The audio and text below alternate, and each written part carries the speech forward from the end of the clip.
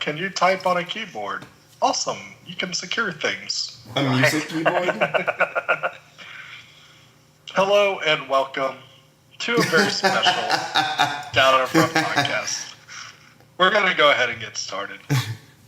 So, on the Down in Front podcast, it is our goal, it is our mission to always bring you the best reviews in movies and TV shows. And when we talk about what we love and what we hate about those things, we always talk about different particulars, whether it's the directing or the music or acting that actually moved us while seeing these films. And we know and we understand here at the Down Front podcast that it takes a team to make these movies happen. And there's many different moving parts for all these films to actually become reality. And we appreciate all of them. And we wanted to take some time right now to actually talk to someone who is one of those pieces that makes a film or TV show happen. And so tonight we're going to do a little bit of an interview with a very special guest. But before we do that, did want to say my fellow compatriot Mike Blewett is here with me as well. Say hi, Mike. Hey, what's going on, guys? Awesome.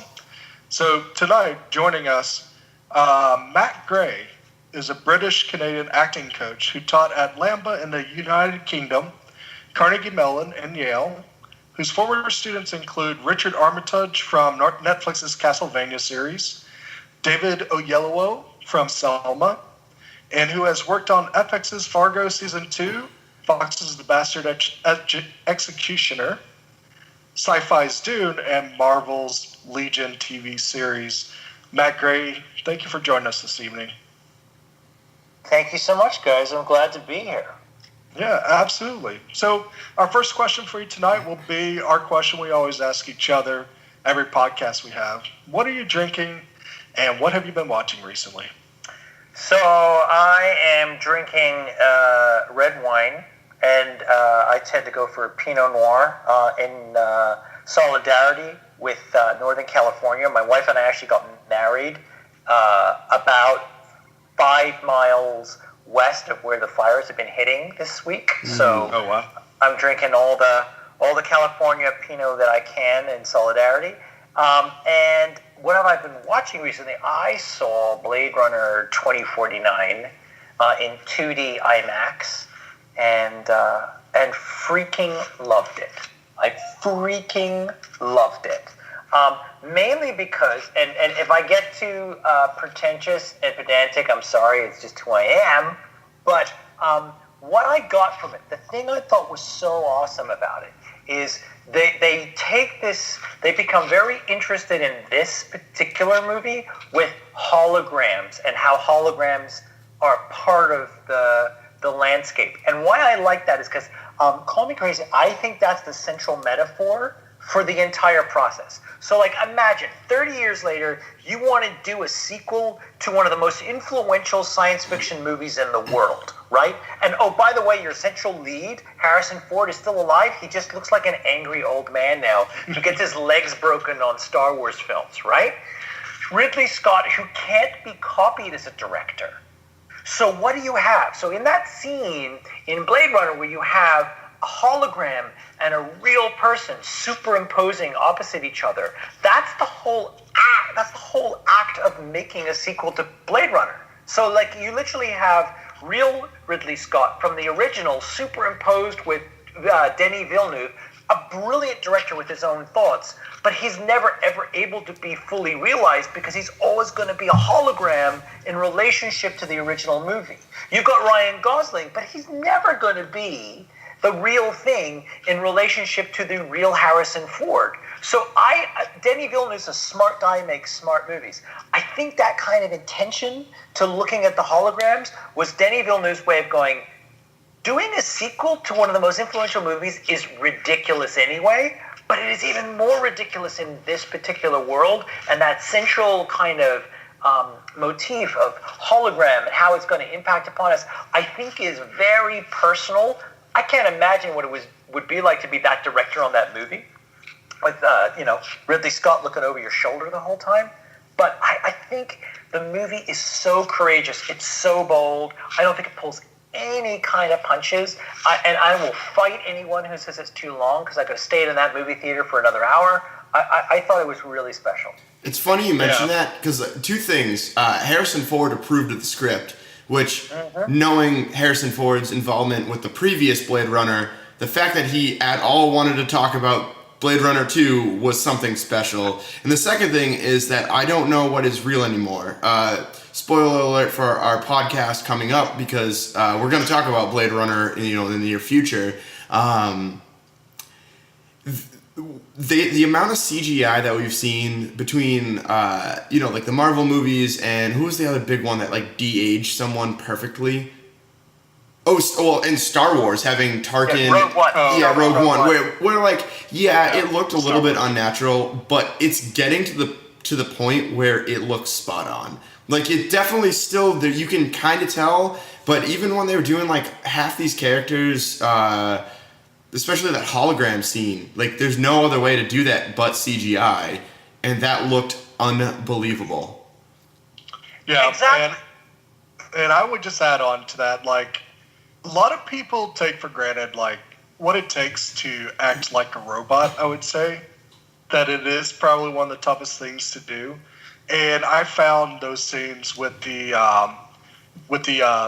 post-traumatic baseline test that Ryan Gosling went through as some of the most, like, not only, like, calming and mesmerizing scenes, but I was like, this guy knows his stuff really well.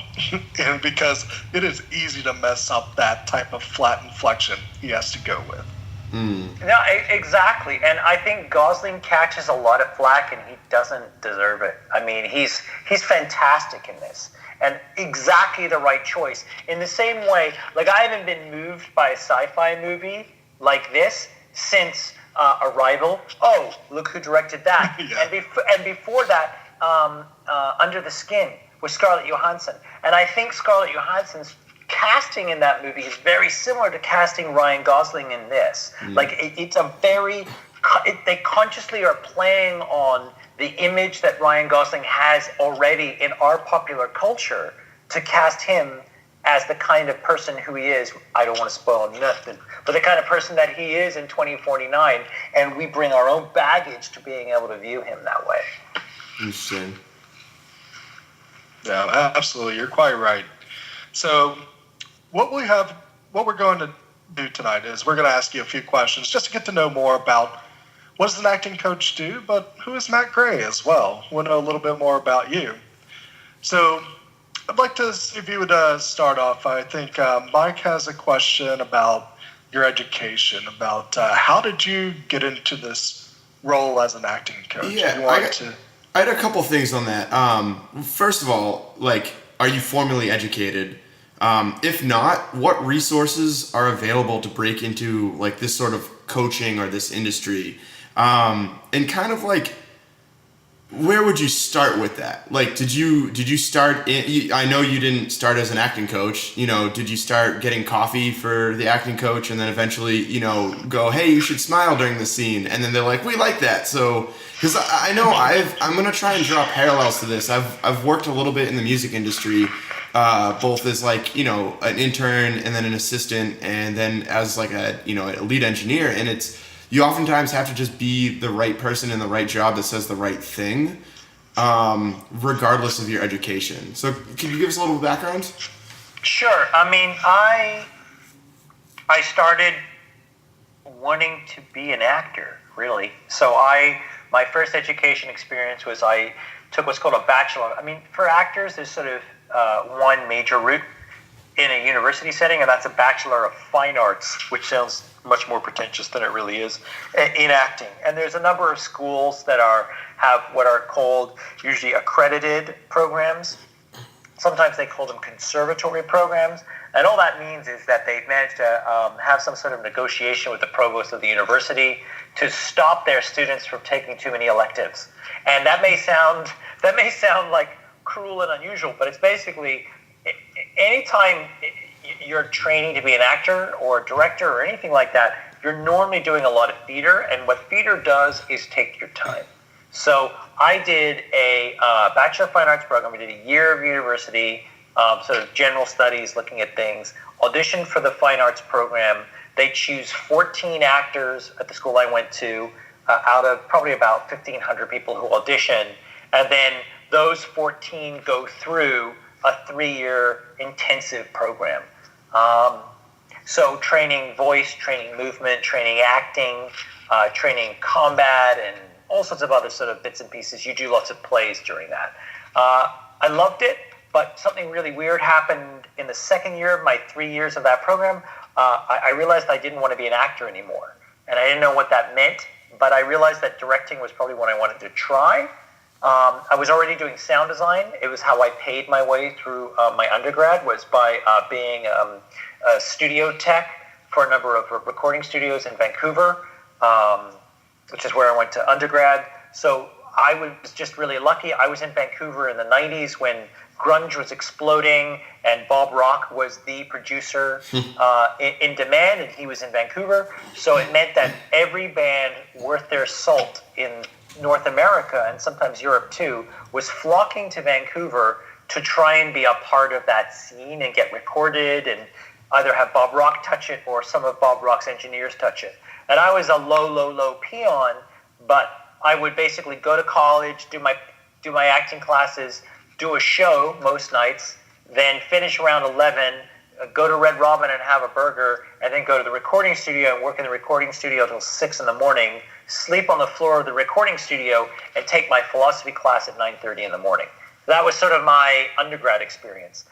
I decided I wanted to go do directing as my postgrad, and heard that really was interested in going to the UK because it was a different experience than North America. Off I went to London because I would very fortunately got accepted to go to Lambda. They take 2 directing students. And when I was there, I realized that what I was doing was I was like a former actor learning to be a director in the British system. And the British system is very different than America. I mean, America is all very concerned with, well, how do you feel and what's your intention and, you know, where's the guts and how do you bleed and you got to be the character. And I'm not saying any of that is bad because that was my tradition. That's what I was steeped in. But I get to the UK and everyone's like, well, you know, it's all acting, really. It's pretend. So, you know, sort of learn your lines and don't bump into the furniture and try not to screw it up and meet you in the pub afterwards for a drink. And I couldn't believe how different that was. That there was just like this attention to craft rather than attention to feeling. And I was so lucky. So by the time I finished my my directing postgrad, I was actually asked to stay on because the British school that I was at, Lambda, didn't really have a lot of sort of American influence, for lack of a better phrase. And I was still absorbing the British influence. So I stayed and taught and directed at Lambda as an adjunct professor or an adjunct teacher, and basically took it as like extended grad school, that I was sort of learning more about how the British system works to really comprehensively train an actor. While that was happening, I got headhunted by Carnegie Mellon University. They were looking for a new professor. The last thing I thought I ever was going to do was go into higher education. I thought I was going to be either a director or an actor or an actor director or an actor sound designer director. And then all of a sudden this higher education thing, I had, full disclosure, Carnegie Mellon, I had no idea what those words meant. And then it was in Pittsburgh, and all I thought about Pittsburgh, ironically, my image of Pittsburgh was the opening shot of the original Blade Runner movie. Like I kind of thought, like, fire coming out of, yeah, exactly, like chimneys and stuff like that. I went to Carnegie Mellon and realized that there were, it was a remarkable tradition. It was a very well-respected higher education institution. And I thought I could make this work. So I closed down my life in London and off I went to Pittsburgh.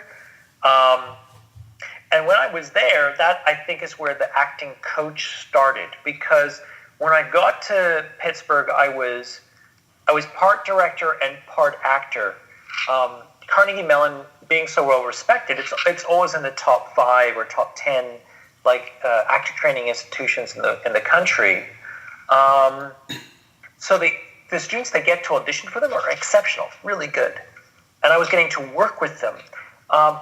But they also have a very good relationship with their alumni. So we would have alumni would come back either to do a show or they were working on a movie in town, and they would talk to the students. And I was really sort of watching this interesting interplay, because obviously I had been treated or taught as an actor. I wanted to teach actors. And I was in theoretically one of the best schools in the world to teach actors. But I couldn't understand why even a school like Carnegie Mellon was taking in 26 actors every year, but maybe 2 of them were really making a name for themselves. 10 of them maybe could make a living. And I just thought that was a really terrible ratio. So I sort of lost my faith in what that was more and more and more. And that's when I started to try and customize the kind of training that I wanted to offer the actors I was working with. So I left Carnegie Mellon. My wife and I came out to Boston, and I originally started at Northeastern University. And what attracted me there was they do this thing called the co-op plan. The great thing about co-op is that you can't graduate any degree without actually working in the field that you're in. And I was like, well, this is what I've always been wanting. A mix of like student teaching and also real world experience. It's got to be great. But then Northeastern's like world renowned for their co-op opportunities that they have there as well. Exactly, but the co-op opportunities are all wrapped up in their engineering school and in their law school. And what I found, and I'm sure things are different now, but what I found when I was there is that there just really wasn't the commitment to try and place students in my field actually in the industry. So at that point, I started to effectively become more freelance. I reached out and got asked to do some work at NYU, asked to do some work at Yale, and that's when my private coaching started. So sort of is a long way of saying to you, Mike, no, luckily I've never had to fetch coffee for an acting coach. But what's interesting about an acting coach is that they're very common, but they're things that tend not to happen. When I say, oh yeah, I have private students and I coach them, they think what I do is to teach people accents or to teach people how to sing or something like that. Because I think that they comprehend that as the craft that the actor would need. But actually what I do is I work with actors on how on earth they're going to approach the character that they've been cast to play in the show that they're doing. I think so 2 things. Speaking from like more of a producer side of in the audio world, most of it isn't like get 6 inches from the microphone and then say these words and then please speak them clearly but also be melodic about it. It's mostly like the reason I got trusted, the reason I moved up through the audio circle was like I was fun to be with and I could relax a room to get to a point where it didn't feel like it was a job to make a record. So I can definitely speak to that where I think the best people, and I'm not making a living as an audio engineer. Obviously, like there's definite shortcomings in my game. But the best people in any of these fields, it's less about the technical side of things and more about can I bridge a connection to create some sort of artwork. Yeah, and so I can definitely coming from a different side of things, and obviously you have the studio background, so you can definitely speak to that as well. Where like. Yeah, it's can you help someone become that art rather than like, well, you have to say this with this emphasis. The second thing I'd have to say is you spoke about 10 of 26, making a living and 2 of them becoming names. Would you say that's mostly, and I guess speak to maybe less your teaching experience, but more the industry wide, do you think that's more to do with a competitive industry, with competing against people with no formal talent, but maybe some connections in the environment? Or is that like literally the school system is churning out people, but has no idea how to actually market those people into jobs? I think it's a third thing. I think the biggest problem that I found with why higher ed isn't getting more of their students to work is because the model that higher ed is using is a 1960s and 1970s model of what the industry was, which was the 1960s and the 1970s were a time when there were regional theaters everywhere. And so therefore, here's how it worked. You went to school, you learned the basics. Then you went to a regional theater, which cast you in 85 different things over 2 years. So you had to really know your lines, and you had to learn how to wear a wig, and you had to learn not to bump into furniture. And then if you got good at that, maybe someone saw you do something, so you could audition for a commercial. And if you did a commercial, you didn't like it, but you did it for the money to pay to keep doing theater. And then maybe you got to get an extra or a smaller role in a more popular theater. And then maybe if you were really lucky, you got a guest role in a TV show. And then if you were really, really lucky, maybe you got to... So the pyramid went that way. That pyramid inverted 15 years ago. And higher ed still hasn't noticed it. The pyramid now is upside down. What you want to do is as soon as a student has got the basics, you need to get them in front of a camera immediately, because the camera is where they have the chance of making the money, making the most impact, right? So you want to get a new, fresh face in front of television with new, fresh talent, because if they're there, then they can move to movies. And once they've made their name there, then they can go to the theater where someone will actually pay to go and see them. But the truth is, people don't go to the theater unless they have a name that they want to pay to go and see, because why the fuck would I want to go and see a play? I mean, like, seriously. Yeah. Most people think that way now. So that is the problem. And so the conundrum in American universities that I saw, and again, I've been out for a while, so I'm hoping it's all different now. But what I saw was an American university system that was so dead set about holding on to their old model of what they thought the good days were, rather than how much the industry has changed. And the tragedy with that is that the industry changes faster every 2 years than it has done in the last 15 years. So by the time students are able to get the kind of training that they need to fit the current industry, truthfully, there will be no more need for that training. Because I do think, like, one of the things I remember doing maybe a year into my time at Northeastern is I actually built a curriculum where if you spent $12,000, you could buy your way in at the top level of 12 major Kickstarter film TV projects, including, by the way, the Veronica Mars movie and the Zach Braff self-financed movie. But if you buy in at the top level, one of the things they offer you is a role in the movie, a small role in the movie, and an IMDb credit. So if you spent $16,000 buying yourself into 12 top-level Kickstarter movies, you would actually end up with more IMDb credits. You would learn more about the physics of actually really making a movie, and you'd actually probably make back your money through work in less than 2 years, unlike most American university programs, which are closer to $180,000 to $250,000, which is student loan debt. What do you think? What do you think about the internet? But what you do mention something very interesting about nowadays. I mean, technology's changed the game for pretty much any vertical out there. And I know I spent one summer looking at like casting call websites, and I found them to be some of the worst designed websites ever. They're not really engaging. They hide actually what you're actually looking for if you're interested. So you got to kind of learn to get around the BS that's on those websites.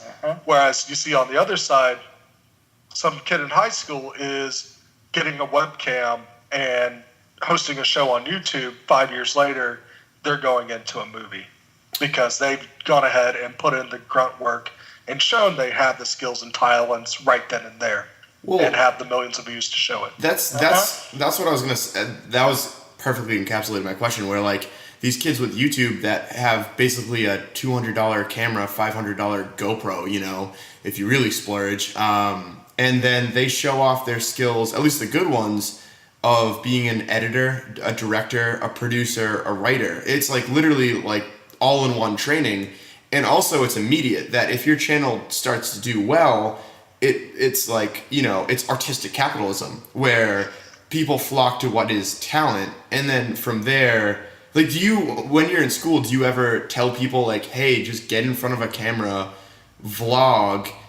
Because if anything, it's a visual resume. You know, you can point and say like, hey. Absolutely, man. And look, you're speaking my language. 2006, 7, 8 was the beginning of the real maker movement. And what you're describing is the reason your method is more effective is because that philosophy is make it and keep making it and iterate it, which I talked to you earlier about what I learned when I was in the UK. That's a craft-based training. It's the same thing as the UK, where like you get on stage, you act, you get better, you fall over every so often, you learn from falling over, but you get good at it that way. And what American universities were doing wasn't a maker model, it was a gatekeeper model, which is that you've got to pay your dues by telling the teacher what they want to hear, and then eventually the teacher will give your name to somebody else, and then maybe a gatekeeper might give you a job.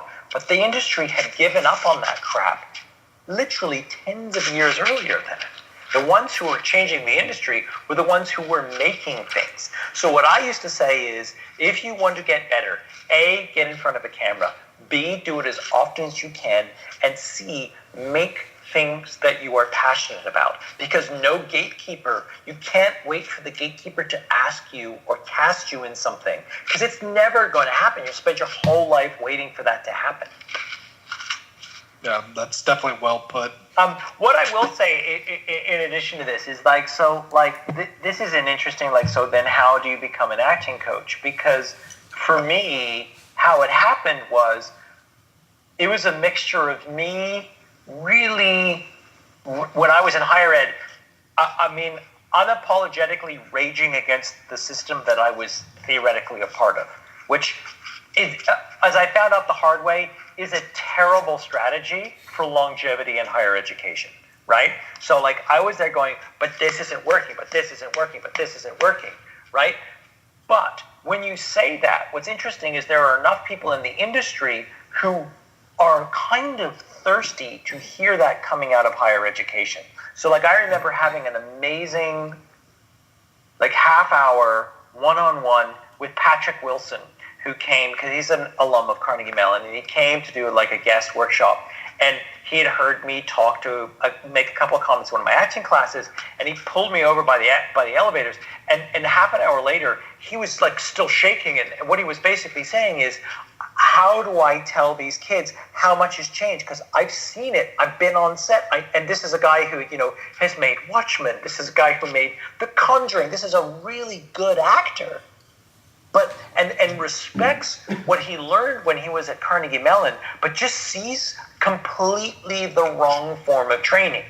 I then had exactly the same conversation with Josh Gad and Jake Gyllenhaal in the same exact hallway a month later when they were in town as well, because Josh Gad's a CMU grad.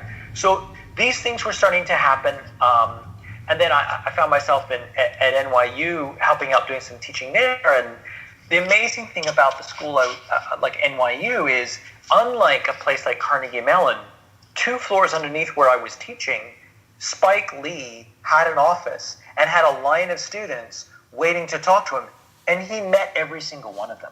And I was like, oh, right, that's how it needs to work, which is that someone like Spike Lee, who has actually made movies, has been in the industry, is telling these students exactly what it's like from the inside. So how I got into acting coaching was me going, all right, I have been on set, I've been in these situations, and I've been in an acting class. I've been on both sides. So now I need to connect those dots and help my clients fight, number one, the head game, which I think is a large part of when you're working on film, because, there's literally millions of dollars hanging off you. So, and that's really overwhelming. So your head game's got to be strong. But it's also just about making sure that the choices you're making are tuned correctly for the medium that you're putting them on, which is camera. So that's got to be a really unique blend of actual practical experience with the medium, but also, like if I've got a client, I'm not just giving them tips and tricks because that's not going to be filled with anything. My clients are smart people whose brains need to know why they're making their choices. So you've got to feed both sides, like the part of them that wants to think about it and the part of them that wants to do it. And that balance is unique for every individual student, but it can only work if you have a little bit of experience actually on set doing it, and also being in a classroom with the idealism of like, oh, we're all going to be better actors by doing the method. And there's got to be some sort of balance in there. Yeah, absolutely. The one question of curiosity I have before we go on to our next question is, was Wes Craven still teaching there when you were there? He was. I mean, I never got a chance to meet him, but I mean, so Wes Craven was there, Alec Baldwin was there. Oh, nice. Yeah, I mean, like, these were, and what's great is every single one of them were super generous, and I think that generosity is something that rarely translates outside of the school environment, but their generosity that I always saw was, so for example, like, not to name drop, but like to give you an example, so when Josh Gad and Jake Gyllenhaal, first of all, they didn't make an arrangement with the university to turn up. They just turned up, right? I literally opened up the door. I was going into class. I looked down the hallway and saw two of the most famous people in the world, right? And they were around. We jokingly had sort of an interaction. They offered to come into the class. Jake Gyllenhaal played theater games with us for 20 minutes. He then helped answer questions for the students. Like, he answered questions of second-year students. They weren't even going to graduate for 2 years. He would have stayed for the entire day if there weren't, like, a call for him to go shooting later. He had no need to do that. He's Jake freaking Gyllenhaal. He's Donnie Darko. He could have stayed at home, But these actors so often wanted to impart their experience because they knew that the things that they learned in the first 3 years of their career were things that they wish they had learned when they were in school, and they didn't need to learn the hard way. And they wanted these students to learn the easy way. I find that artists tend to be some of the most, like, caring to, like, pass the craft along people you will ever meet. Like, you walk into a room and every guitar player I've ever talked to has been, you ask, like, how'd you play that riff? And they're like, oh, dude, let me show you, it's just so sick, like, you do this part, and I think as an artist, it's the ultimate job security to be you, because that's the point. Like, you don't want to be Josh Gad, or you don't want to be Jake Gyllenhaal. You want to be, like, Matt Gray when you're on stage, and it's really drawing that out. Like, you can make the same moves they do and not get hired because you're not them. But if you make the moves that you want to do, that's the key aspect. And I really love that about the artistic community because, again, you know that no one can replicate you. So why not share what made you tick? Which exactly. is very and refreshing. One thing that I love that Jake Gyllenhaal and Josh Gad were both very adamant about using your language. Josh Gad doesn't want you to be Josh Gad, and Jake Gyllenhaal has no interest in you wanting to be Jake Gyllenhaal. Like, that's not the path. And Patrick Wilson's the same way, and Alec Baldwin was the same way, and Spike Lee's the same way. It's like, don't be me. I'm telling you what I learned so you can go and be you. So you don't have to. I mean, one of my favorite acting teachers of all time, Stella Adler, used to always say, look, I say these things not because I think I'm faultless, but because I made these mistakes 100 times myself, and I want to save you the effort of making them yourself. And I'm like, that's the kind of artistic way. It was like, in order for you to find your voice, I'm going to tell you how I screwed up mine, so you don't have to screw yours up in the same way. Yeah, and it's refreshing to hear. I find you don't get that in a lot of other industries. That sort of openness and cross company lines. So Mm-hmm. Yeah, that's cool. That's an interesting thing about acting. I mean, it's kind of like a constant gray ebb and flow of everything for how you actually approach that craft. But you mentioned a lot of really cool actors. I wanted to hear from you a little bit. Who would you say would be who would you be most excited to work with as an actor or actress to help them in a certain role that current or you would actually see them play in? Or if you wanted to just take it another way, who's your favorite actor or actress of all time? Oh, I'll try and do both. I mean, my favorite actor who's working right now is Mark Rylance. I mean, I think that the man he's absolutely hypnotic to watch. And if you're in a room with him, there are very, very few places in the world you're going to get a better experience than being in a room with Mark Rylance acting. In terms of people I'd love to work with, I would love to work with someone like Andy Serkis, who I've seen live. I think is a brilliant motion capture artist. I think is an absolute leader in that field. And I just would love the opportunity to be in the room with him. I think there are actors like... what he's done on the Apes movies has been phenomenal, I think. I completely agree. I mean, an actor like Marshall Ali, who, I think Moonlight was one of the most remarkable things I've ever seen in my life. I think he's amazing.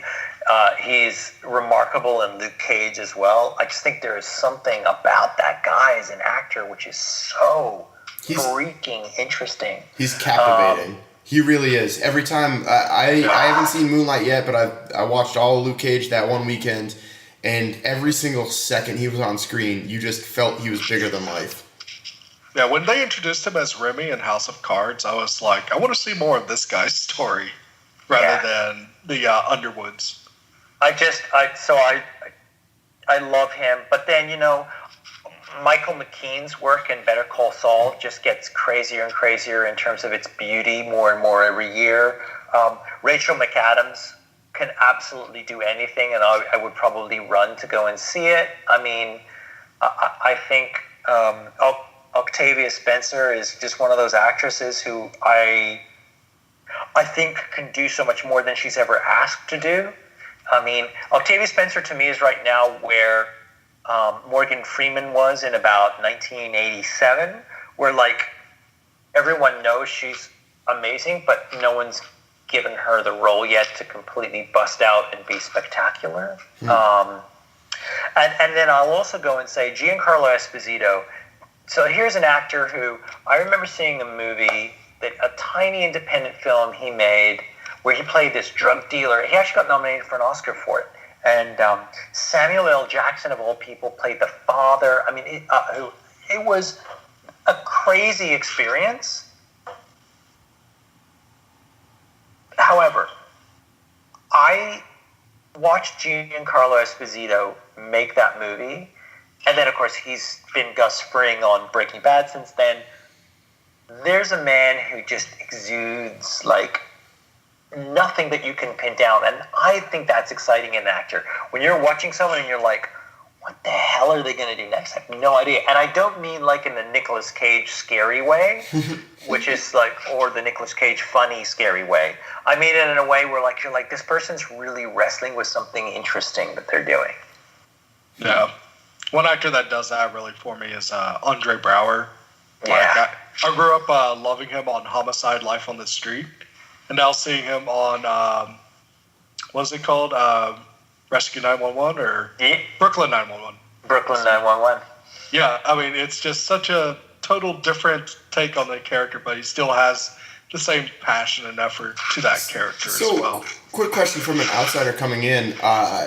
When you talk about the unexpected, can you give us a breakdown of what that means versus actor working with a script that's written by someone that is under the direction of someone else? Like, is that a 33-33-33, or is that... And it doesn't depend on the project. Like, some projects are mostly improvised, whereas some projects are, like, highly scripted and you have to do exactly what they say.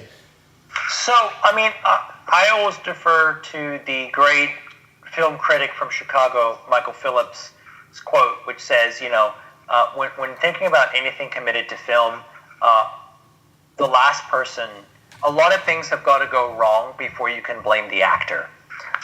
So I don't think it's even close to 33. I think most of what you're dealing with, anything that happens on screen, you're probably looking at 80% to 85 to 90% has all been decided by other people before the actor is even able to take responsibility for things. So when I talk about unpredictable, what I mean is not, are they going to say what's been scripted, but are they going to make a choice as an actor where you think they're going to go one direction, you think you've figured them out, but they actually try something very, very, very different. So an example is, human beings are wonderfully unpredictable, especially when we're emotional, but our emotions are utterly unpredictable. So we tend to think, when you get the script and the script says you go to a funeral, then that means that's your crying scene. Truth is, I've been to funerals where I've heard people giggle. I've been to funerals where people just shut down entirely and nothing emotionally happens at all. I've been to funerals where people just gossip. They don't actually engage emotionally with anything. So you've been to an Italian funeral on that last one. Yeah, there you go. So that's what I mean by unpredictable. It's about the actor finding a way of making a choice that is not exactly the same choice that the director and the writer and the designers have made. I mean, so for example, if you are doing a superhero movie and you've found that you've got a tight, muscular suit, and they are going to light you in a dramatic, justice-filled way, and the musician or the composer has composed a theme that is lofty for you in the background. If you just act that, which they've already chosen, all you're doing is more of the same choices. The actor who is interesting is the actor who decides to throw something away, not be heroic, find a counterpoint, to use musical terms, to find a counterpoint to all those choices being made by other people. Because truthfully, film is probably, there's so many, I mean, you probably had to sit through the credits at the end of a movie. They're epic. The number of people on that screen are unbelievable. They've all made choices. And the actor has as well. But we think, because the actor is famous, they're more important. Not necessarily at all. Not necessarily. There's no reason why Christian Bale had more to say defining who Batman was than 30 graphic design artists who were working on the special effects. It's really about, we talk a lot in the tech world about the best choice wins. Well, that's definitely true when you're working in movies, because if you have any other methodology, a movie would never get made. There's just too many freaking people. The only option is best idea wins. Otherwise, you just get eaten by the movie. It just becomes overwhelming. So I think what actors... There's a misnomer that people think that there's a lot of improv that happens, especially with comedies, but there's very few people out there who do that well. I mean, the Duplass brothers do it very well, but they're really only them. There's a couple other people who do it. If you think about a show like Parks and Recreation, Parks and Rec is heavily scripted. The Parks and Rec only does a single take, which is the improv take, and it's after they've done coverage from the meticulously written script. One of my favorite stories from the Coen brothers is while making Fargo, the actor had a line that says, when he was asked by Steve Buscemi's character where he wants to go for breakfast, on the script it read pancakes, plural, house. And the actor was like, that's grammatically incorrect. So when the camera's rolling, Steve Buscemi asks, where do you want to go for breakfast? And he says, the Pancake House. And the Coen brothers shout cut from across the camera, and you hear this voice that is very intent that says, read exactly what's in the script or we'll find someone else. Let's do this again. Yeah. These are people who don't make mistakes, because when you're making a movie like Fargo, the Coen brothers have lived with that script for a year and a half before they got to that moment where they're shooting it. And that's normally the moment the actor turns up going, I had this idea that maybe we'll do it all in fruit, or maybe we'll do it all in a wig. Like there's just not the space for that to happen. So the actor's canvas in a movie or a TV show is actually very, very, very narrow, on the visual side of things. But on the internal side of things, if an actor feels like they have no decision or freedom, you're entering into Franz Kafka kind of territory. So it's about kind of, Mark Maron says, the whole business is about how much delusion you're comfortable with living with. Because too much delusion, and you go down the route of Lindsay Lohan and Nick Cage. Too little delusion, and you end up being this boring, cold, uninteresting, or just pissed off, cynical actor. So you've got to find this balance of delusioning yourself enough to believe that what you're doing is important, but being aware enough to realize that you can't get too pretentious and think that you're driving anything. Yeah. And sometimes we get like Tom Cruise, who can say like, oh, you want a single bubble to come out of my nostril underwater, I'll make that happen. And he breaks whatever blood vessels you need to make that happen. Right, and then he does break the blood vessels, and then the insurers get angry like they did on the latest Mission Impossible, and everyone goes on hiatus for 3 months. All right, so one more goodie. What would you change about the film industry to make it better for people either going into it or people that just enjoy it? That's an excellent question. I would require everybody to undergo conflict resolution. I guess if I could change anything with the industry, it would be if we could smash large super companies owning all the production companies. The idea that like this company is a byproduct of Viacom, this company is a byproduct of GE, this company is a byproduct of Sony. I think there would just be more diversity in the kind of ways that funding could reach projects. And if you could change the way funding reached projects, the number of different kinds of projects would be there. I'm sort of saddened that the independent film world has sort of dried up. I mean, the idea that an indie film now stars, I don't know, Jane Fonda is insane to me, because she's Jane Fonda. That there isn't an independent film industry, except that that's all now moved to YouTube and Vimeo. Wasn't like Mother an independent film or something? Like, or something huge came out recently that was like, I guess that was Aronofsky, so that's not, but But it is Aronofsky's. I mean, it was A24, wasn't it? Which is considered an indie production. Yeah, we're like, but dude, you have Javier Bardem and Jennifer Lawrence, and like, how is this? It felt like an art project rather than. And it's run by the daughter of Michael Dell, the production company. So. Yeah. I mean, look, I love A24, but A24 to me is really what Paramount was in the 70s. It just isn't called Paramount. But they make Zero Dark 30, they make Mother, they make these films that I like and I think are important that are out there. But to call them independent films is completely disingenuous. So the fact that that independent world has moved into television, I think is interesting. I still think, though, that if there weren't mega large corporations that owned the distribution and content creation channels, because now they're trying to amalgamate those. You know, like you have a distribution channel, so you need a content creation channel. I think there may just be more diversity in what's out there, and less would be up to the artistic taste of the people in there. So, like, I love that Netflix thinks in an intelligent way. I mean, and you know, you can look at something like Lillehammer is the perfect example. Like the first the first original series they made was terrible. But they knew they had to make a terrible series before they could make a good series, and they were brave enough to go for it. I don't see Amazon doing that. I just see Amazon just throwing as much spaghetti at the wall as they can until something hits. And frankly, it's not a risk asking Kenneth Lonergan to make a movie of Manchester by the Sea with Casey Affleck. That's no risk at all. And so I kind of wish there was a place where there was more of that risk.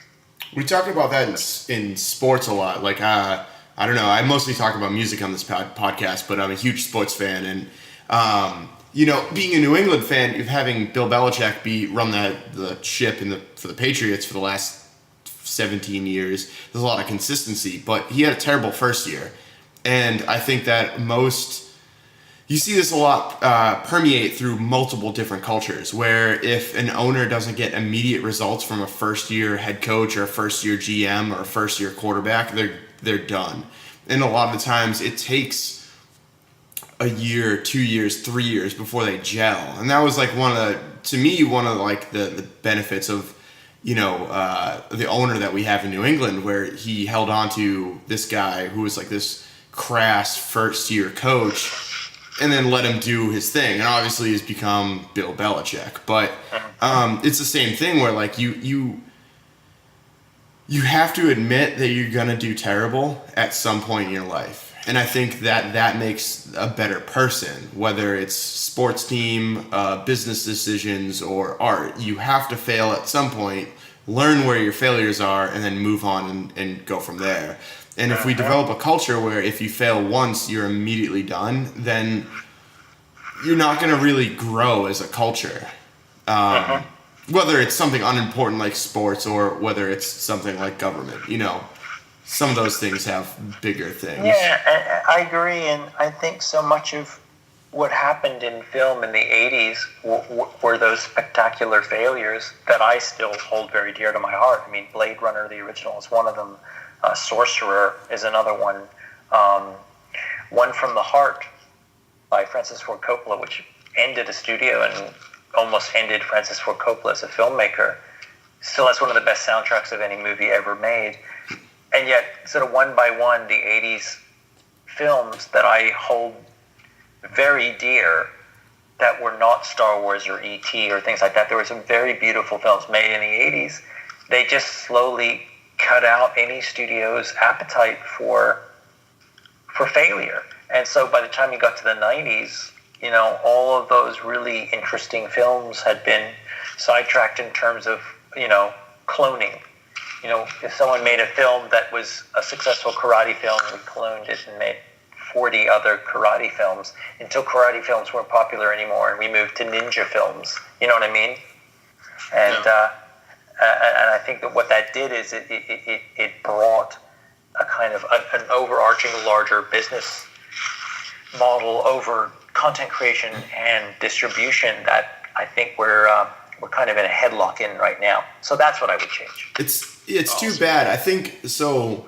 For the listeners maybe that are a little bit newer, both me and Bryland and I, if we're speaking, good English, Bryland and I both picked the same movie as our favorite movie from last year. And it was a movie that, at least through the studio or the theater release, made only a 1-to-1 ratio.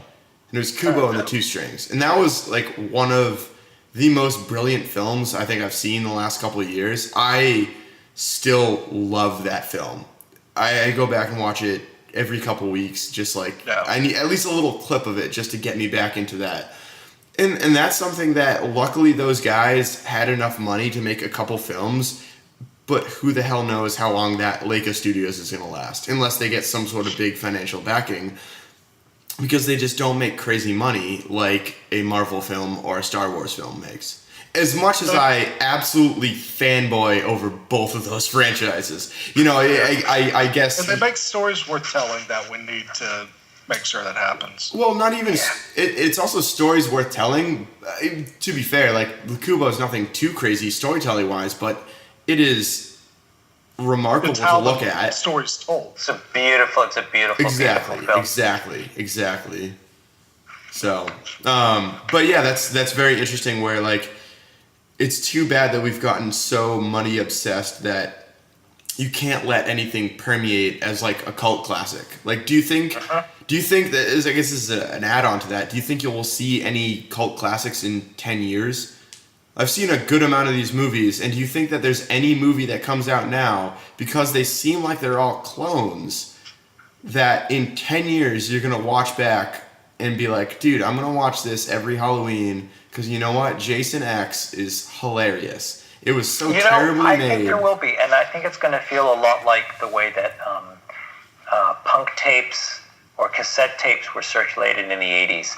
You know what I mean? Like, I remember the Bare Naked Ladies selling their cassette tape out of their yellow van in Vancouver in 1991. You know, and no one had any clue that this band was going to become anything. I remember getting a cassette tape of Garage Incorporated where the label had been handwritten by a member of Metallica. So I think that's what our cult classics are going to look like in film. They're going to be things like, oh my God, did you see this thing that was made on whatever the distribution channel was? You know, there's going to be a show from it is going to be, did you ever see the episode from this show on Seesaw? Did you see this episode from HBO Go? Did you see this episode of, you know, Twin Peaks The Return on Showtime? That's the new cassette world that becomes this sort of pick and choose sort of pinboard that we're going to pin, you know, what we think are really important to us. It's not all going to be, did you see this movie, this movie, this movie, this movie, this show, this show, this show, this show.